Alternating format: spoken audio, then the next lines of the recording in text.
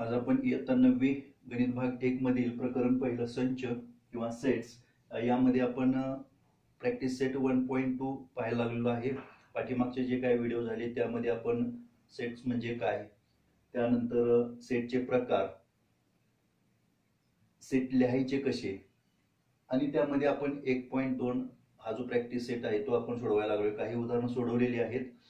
ते जर आपण अजून पाहिलं नसेल तर त्याची लिंक मी या व्हिडिओच्या डिस्क्रिप्शन बॉक्समध्ये देतोय, तुम्ही ते बघा. आज आपण प्रॅक्टिस सेट 1.2 मधला प्रश्न तिसरा आहे. Which of the following are empty sets and why. आता यामध्ये सेट दिलेले आहेत आपल्याला. Following are empty sets and why.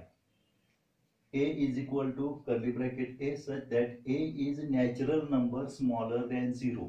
आता याचा अर्थ आपल्याला कळायला पाहिजे. हे आपल्याला काय दिलेलं आहे, गुणधर्म पद्धतीमध्ये दिलेलं आहे, रोल मेथड मध्ये दिलेलं आहे.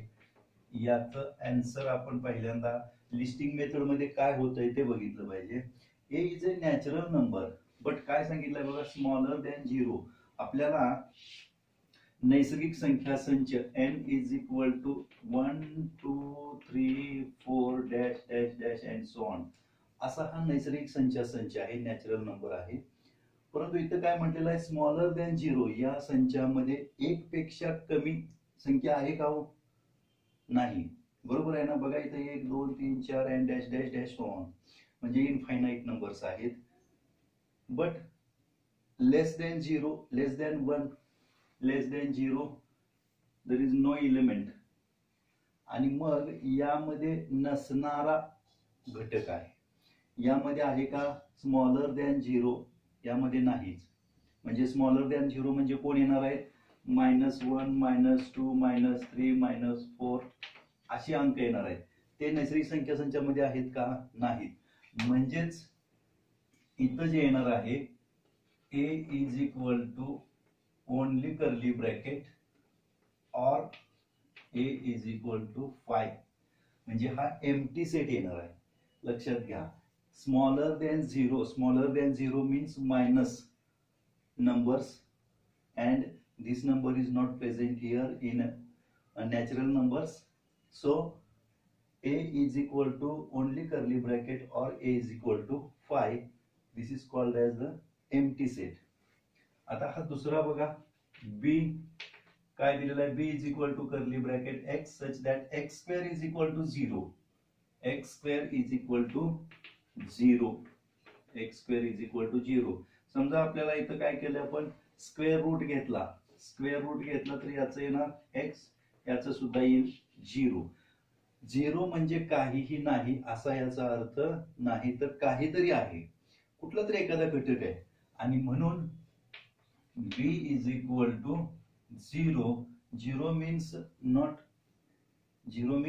Not empty set. इथं काहीतरी घटक आहे, काहीतरी एलिमेंट आहे आणि म्हणून हा काय नाही, not empty, not empty set. This is empty set, empty set. आता सी बघा, answer C is equal to x. X असा आहे की 5x - 2 बरोबर 0. 5x - 2 is equal to 0. 5x is equal to +2 and x is equal to 2/5.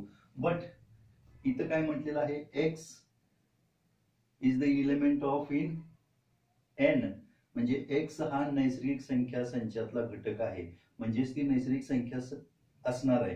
परंतु इथं कसली आलेली आहे, ही अपूर्णांक आलेली आहे आणि नैसर्गिक संख्या संचामध्ये अशी संख्या नसते, म्हणून this is empty set. This is empty set. C is equal to only curly bracket और C इज इक्वल टू 5 असं लिहिलं तरी चालेल. म्हणजे आपल्याला हे जे 3 सेट दिलेले आहेत त्यापैकी A हा एम्प्टी सेट आहे, C हा सुद्धा एम्प्टी सेट आहे, but B is not a empty set. 0 आहे म्हणजे काहीतरी घटक आहे असा याचा अर्थ होतो. Question number 4. Which of the following sets are finite or infinite. याचा अर्थ तुम्हाला मी पाठीमागच्या आपल्या लेसन मध्ये किंवा आपल्या लेक्चर मध्ये दिलेला आहे. फायनाइट म्हणजे काउंटेबल, मोजता येणारे. इनफायनाईट म्हणजे अनकाउंटेबल किंवा मोजता न येणारे घटक.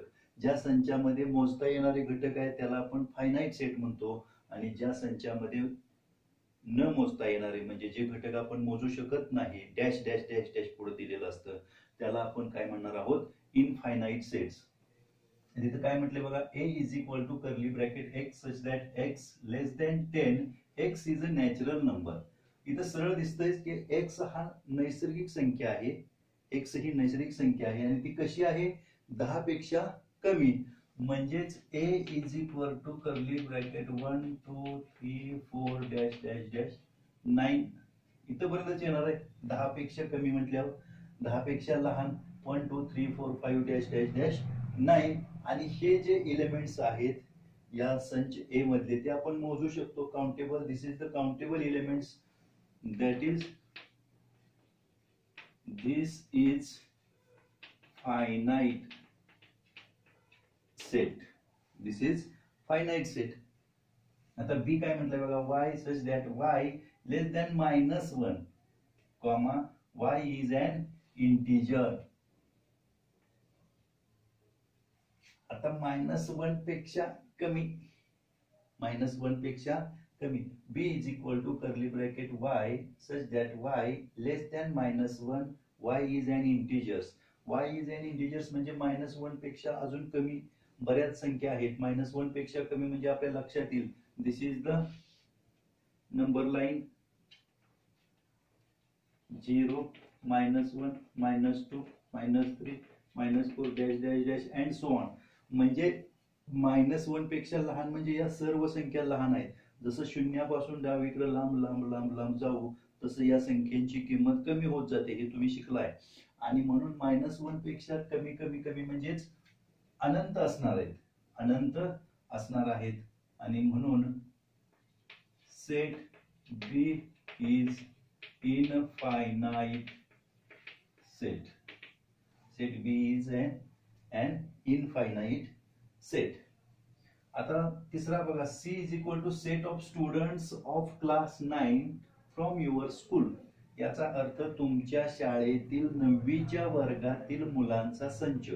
तुमच्या शाळेतील स्कूलमधील 9वीच्या मुलांचा संच तो आपण मोजू शकतोय. तुमच्या 9वीच्या वर्गामध्ये किती विद्यार्थी आहेत, किती मुलं आहेत, किती मुले आहेत, तुम्ही काउंट करू शकता. And this is the countable set. So this is a finite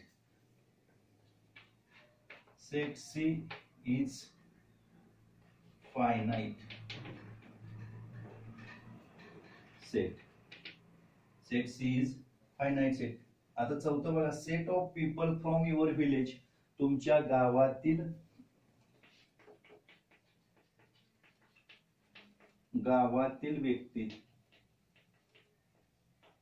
व्यक्तींचा संच. गावातील व्यक्तींचा संच, गावामध्ये किती लोक आहेत आपण मोजू शकतो. आणि म्हणून दिस इज फायनाईट सेट. अशा पद्धतीनं या इंग्रजी वाक्यांचा आपल्याला अर्थ समजला तर आपण याची उत्तर अगदी आरामशीर लिहू शकतोय. फायनाईट म्हणजे मोजता येणारे अँड इनफायनाईट म्हणजे मोजता न येणारे. पाचवं उदाहरण आहे, set of apparatus in laboratory. Set of apparatus in laboratory म्हणजे तुमच्या प्रयोगशाळेतील साहित्यांचा संच. आता आपल्या शाळेमध्ये जी प्रयोगशाळा असते त्या प्रयोगशाळेतील आपण साहित्य सहजपणे मोजू शकतो. म्हणजेच हे जे साहित्य आहे हे काउंटेबल आहेत. याचा जो काही संच तयार होईल तो काउंटेबल एलिमेंट्सचा संच तयार होईल, मोजता येणाऱ्या घटकांचा संच तयार होईल.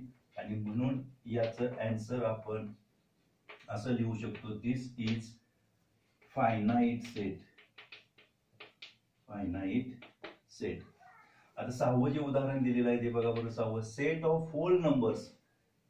तुम्हाला माहित आहे मित्रांनो, whole numbers is the infinite. आपण होल नंबर्स मोजू शकत नाही. आणि म्हणून दिस इज अन इनफायनाईट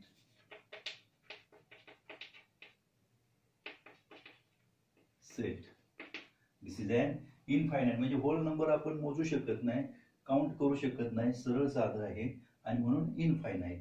आता हे सुद्धा बघा, set of rational numbers. Rational numbers म्हणजे परिमेय संख्या. परिमेय संख्यांचा संच तो सुद्धा आपण मोजू शकत नाही, काउंट करू शकत नाही. म्हणून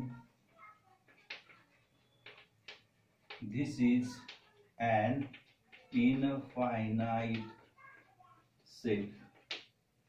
मित्रांनो, आतापर्यंत आपण ऑनलाईन टीचिंग मध्ये बीजगणित भाग 1 मधला जो चॅप्टर फर्स्ट आहे सेट्स, संच, यामध्ये मी सुरुवातीला कन्सेप्ट तुम्हाला समजावून सांगितलेले आहेत. त्यानंतर प्रॅक्टिस सेट आपण सोडवायला घेतलेले आहेत आणि ते आपण एक एक एक एक सोडवत राहणार आहोत, पुढे पण सोडवत राहणार आहोत. तुमच्यापर्यंत मी हे सर्व व्हिडिओ पोहोचवणार आहे. त्यासाठी तुम्हाला आपलं हे जे चॅनल आहे या चॅनलला काय करावं लागेल, सबस्क्राईब करावं लागेल आणि जेवढे मी काय तुम्हाला व्हिडिओ देतोय ते तुमच्यापर्यंत पोहोचतील, ते तुम्ही वहीमध्ये तुमच्या लिहून घेऊ शकाल. म्हणून आपल्या या चॅनलला तुम्ही काय करा, सबस्क्राईब करा. आपल्या मित्रांना सुद्धा सांगा आणि त्यांना सुद्धा या आपल्या ऑनलाईन टीचिंग मध्ये सामील व्हायला सांगा.